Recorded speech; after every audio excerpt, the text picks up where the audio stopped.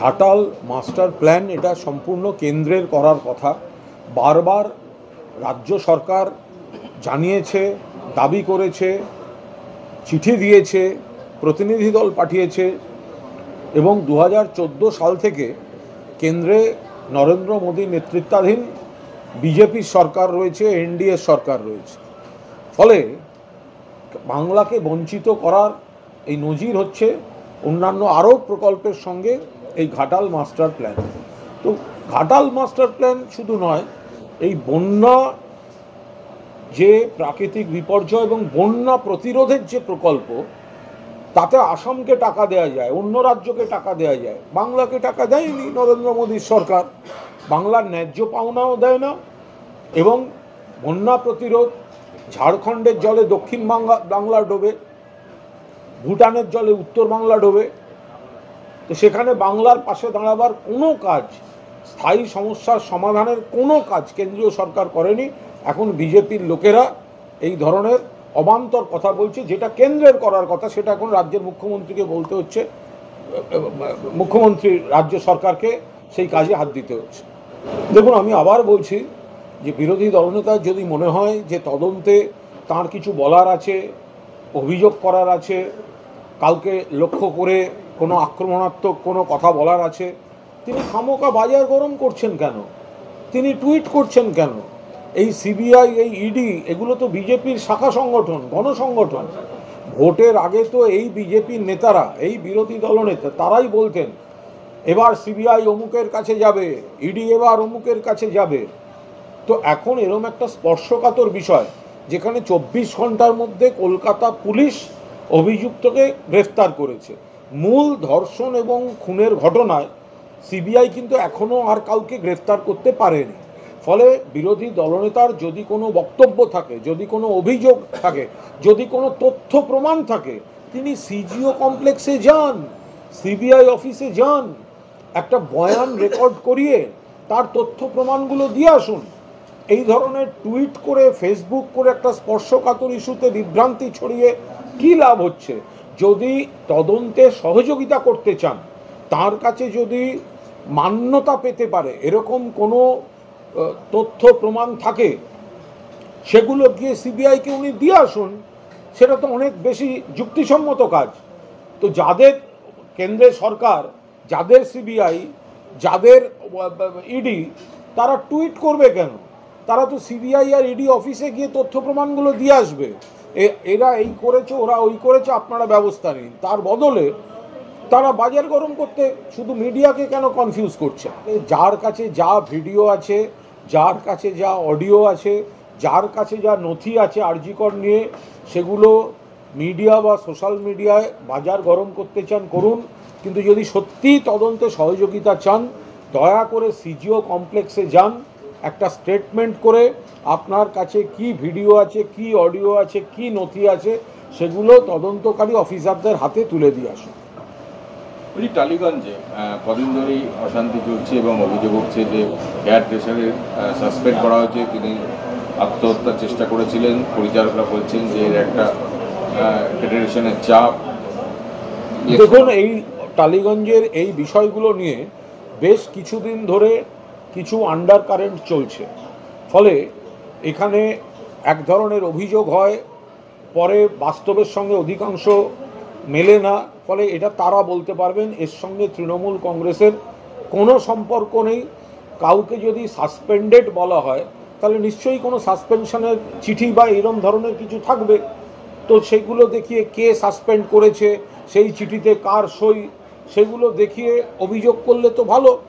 তো যদি কোনো সাসপেনশনের চিঠি থাকে, তো তাতে কে সাসপেন্ড করলো, কি অভিযোগে সাসপেন্ড করলো, তো সেগুলো নির্দিষ্ট না করে আবার যদি ধরা যায় যে একজন আত্মহত্যার চেষ্টা করেছেন, আগুন লাগাবার চেষ্টা করেছেন, তো এটা তো অত্যন্ত গুরুতর বিষয়। আবার এটাও শোনা যাচ্ছে যে আগুন লাগাবার চেষ্টা হয়েছে, আত্মহত্যার চেষ্টায় বাঁচানো হয়েছে, কিন্তু তাকে নাকি আগে হসপিটালে নিয়ে যাওয়া হয়নি, আগে থানায় নিয়ে যাওয়া হয়েছে। তো ফলে হসপিটাল তাকে বাঁচানোর জায়গা, আর থানা হচ্ছে একটা অভিযোগ, পাল্টা অভিযোগের মঞ্চ তৈরি করার জায়গা। তো যাকে আত্মহত্যা থেকে বাঁচানো হচ্ছে, তাকে হঠাৎ হাসপাতালের বদলে আগে থানায় কারা নিয়ে গেলেন, কোন উদ্দেশ্যে নিয়ে গেলেন, এগুলো আমার মনে হয় যারা কনসার্ন দুটি পক্ষ, পরিচালক বা ওদিকে টেকনিশিয়ান, তারা বলতে পারবেন সাসপেনশন সেই চিঠিতে কার সই আছে, কোন অভিযোগে সাসপেন্ড করেছে, সেগুলো দেখিয়ে ওনারা কথা বলুন। ওনাদের বিষয়, তৃণমূল কংগ্রেসের বিষয় নয়, আমরা এর মধ্যে ঢুকবো না। নির্যাতিত দেহ সংস্কারের বিষয় নিয়ে তৃণমূল বিধায়ক নির্মল ঘোষকে জিজ্ঞাসাবাদ করা হচ্ছে। তদন্তের বিষয়, আরজিকর ধর্ষণ এবং হত্যা অত্যন্ত গুরুতর বিষয়। সিবিআই তদন্ত করছে, ইডি তদন্ত করছে। সেখানে তদন্তের স্বার্থে যে দলের ব্যক্তি হোক, যদি কাউকে জিজ্ঞাসাবাদের জন্য ডেকে থাকেন, তাহলে সেটা সম্পূর্ণ সেই তদন্তকারী সংস্থা এবং কনসার্ন ব্যক্তির বিষয়। এখানে দলের তরফ থেকে কোনো মন্তব্য নেই।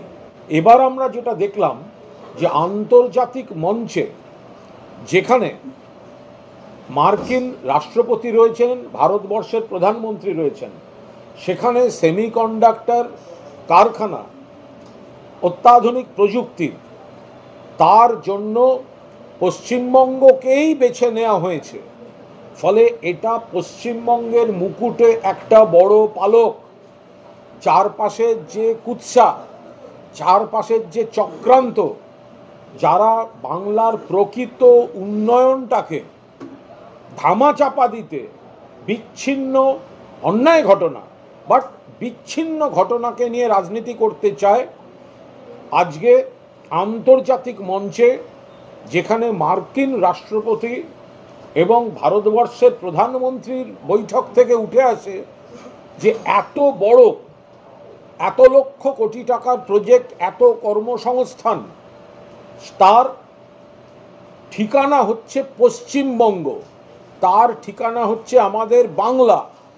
আন্তর্জাতিক মঞ্চে বাংলার শিল্প বন্ধু মনোভাব, বাংলার রাজনৈতিক স্থিতিশীলতা, বাংলায় শিল্প এবং তার সংশ্লিষ্ট পরিবেশ ইতিবাচক, সেটা আরও একবার প্রমাণ করে দিল যে মাননীয় মুখ্যমন্ত্রী মমতা বন্দ্যোপাধ্যায়ের নেতৃত্বে পশ্চিমবঙ্গ সরকার শিল্প বান্ধব এবং একই সঙ্গে সমাজের মানুষের বন্ধু হিসাবে কাজ করে চলেছে। বিজেপির থানা শুদ্ধিকরণ একটা কর্মসূচি ছিল, এদিকে লকেট চট্টোপাধ্যায় ডিসি নর্থের অফিসে অভিজিৎ অগ্নিমিত্রগণ বিভিন্ন জায়গায় গঙ্গার জল নিয়ে ঝাঁটা নিয়ে গিয়ে থানা শুদ্ধিকরণ করছে। দেখুন, বিজেপির নেতাদের শুদ্ধিকরণ হলে ওরা ঘর থেকে শুরু করুক। ঘরের মধ্যে বিজেপি পার্টির মধ্যে এমন সব অভিযোগ, এমন সব অভিযুক্তরা রয়েছেন। আজকেও দেখা যাচ্ছে এক নাবালিকাকে শ্লীলতাহানি করে ধরা পড়েছেন বিজেপির এক নেতা। তো ফলে বিজেপির শুদ্ধিকরণ বিজেপি আগে নিজের পার্টি অফিসে, নিজের ঘরের মধ্যে শুরু করুক, তারপর বাইরের নাটক করতে যাবে। আজকে সুপ্রিম কোর্ট এনামুলকেও জামিন দিয়েছে। আইনের ব্যাপার, গ্রেফতার যেমন একটা পদ্ধতি, জামিনও পদ্ধতি, এই বিষয়ে কোনো মন্তব্য করব না। বলছি, যিনি আরজিকর কাণ্ডে ময়নাতদন্ত করেছিলেন, তিনি অভিযোগ করেছেন যে সিপিএম এর এক্স কাউন্সিলর সঞ্জীব মুখার্জি ওর মেয়েটির রিলেটিভ পরিচয় দিয়ে বলেছেন রক্তগঙ্গা বয়ে যাবে, তাড়াতাড়ি পোস্টমর্টম করতে হবে। সিপিএম বলছে দায় জেরে যে সঞ্জীব 2018 সাল থেকে তৃণমূলে যোগাযোগ করে। এই নিয়ে কোনো মন্তব্যই করব না, কারণ এটা তদন্তের বিষয়। যদি এই কথা উনি বাইরে বলে থাকেন, তাহলে নিশ্চয়ই তদন্তকারী এজেন্সিকেও একই বয়ান দিয়েছেন আশা করব। সেক্ষেত্রে তদন্তকারী এজেন্সি তাঁর বক্তব্য, পারিপার্শ্বিক বাকিদের বক্তব্য এবং যাকে লক্ষ্য করে কথাগুলো বলছেন তার বক্তব্য, সেগুলো তদন্তের আওতায় এনে তারা তাদের উপসংহারে পৌঁছবেন। এখন একটা তদন্ত চলছে, বাইরে কে কি বলছে, তার ভেতরে সেটা বলছে কিনা, এগুলো তো তদন্তকারী সংস্থা বলতে পারে। অনুব্রত মণ্ডল সম্ভবত আজকে তিনি জেল থেকে ছাড়া পাবেন, আগামীকাল জেলায় ফিরবেন। এটা তো অনুব্রত মণ্ডল জামিন পেয়েছেন, এই সংবাদ তো আমরা আগেই পেয়েছি।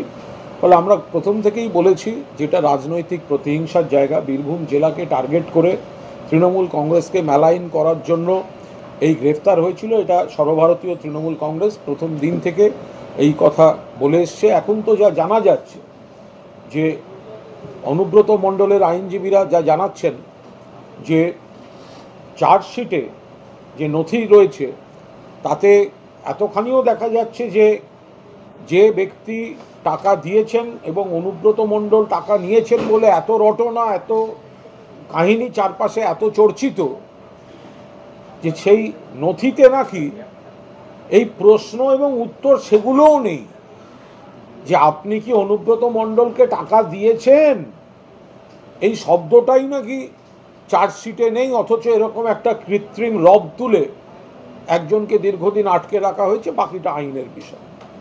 বলছি আজকে সল্ট লেকে চাকরিতে ছাত্রছাত্রীরা চাকরি প্রার্থীরা তারা দীর্ঘক্ষণ বিক্ষোভ দেখায়, পুলিশ তাদের চ্যাংদোলা করে তুলে নিয়ে গেছে। দেখুন, আইনি জটিলতা আছে, সেটা তো সকলে দেখতে পাচ্ছেন। বাকিটা এটা সম্পূর্ণ শিক্ষা প্রশাসনের বিষয়। মাননীয় শিক্ষামন্ত্রী তিনি অত্যন্ত সংবেদনশীল মন নিয়ে এই চাকরি প্রার্থীদের বিষয়গুলো দেখছেন। মাননীয় মুখ্যমন্ত্রী যা যা বলার নির্দেশ দিয়েছেন, শিক্ষা প্রশাসন গোটা বিষয়টা দেখছে। বেশ কিছু ক্ষেত্রে আইনি জট রয়েছে, বেশ কিছু ক্ষেত্রে আইনি জট উদ্দেশ্য প্রণোদিতভাবে তৈরি করে দেওয়া হয়েছে যাতে অনেকে সাফার করেন এবং এই জটগুলো থাকে। রাজনীতি করার জন্য কিছু আইনি জট তৈরি করা হয়েছে, ফলে এগুলো চেষ্টা হচ্ছে আইনিভাবেই এর মসৃণতা নিয়ে আসা। তার সঙ্গে টালিগঞ্জ ইস্যুতে অনেক পরিচালক এবং অভিনেতা প্রশ্ন তুলছেন যে এই ফেডারেশন যাদের বিরুদ্ধে এত অভিযোগ, তার মাথায় একজন রাজনৈতিক লোক থাকবেন কেন? আরে টালিগঞ্জে তো দেখলাম পরিচালকরাই একজন পরিচালককে শাস্তি দিয়েছেন, তারা আবার কি কথা বলছেন। টালিগঞ্জে তো কিছুদিন আগে দেখলাম যে পরিচালকরাই একজন অভিনেত্রীর সঙ্গে আপত্তিকর আচরণ করার জন্য আর একজন পরিচালককে শাস্তি দিচ্ছেন। ফলে তাঁরা কে কখন কি করেন এ বোঝা খুব মুশকিল। তাঁরা কখন বলেন উৎসবে থাকবো না, কখন ছবির মুক্তিতে নেমে পড়েন, কখন চলতি ইস্যু দিয়ে হোর্ডিং করেন, কখন আবার সেটা চেঞ্জ করেন, কখন পুলিশের দ্বারস্থ হন সাহায্য চাইতে, কখন আবার বলেন পুলিশের গালে গালে বলে স্লোগান দেন। গোটা বিষয়টা, তারা ভগবান দত্ত ক্ষমতা সম্পন্ন প্রতিভা এবং তারা একটা শিল্পী মানুষ, ফলে এই বিষয়টা আমাদের মতো শ্রমজীবী সাধারণ রাজনৈতিক কর্মীদের ঢোকাটা ঠিক হবে।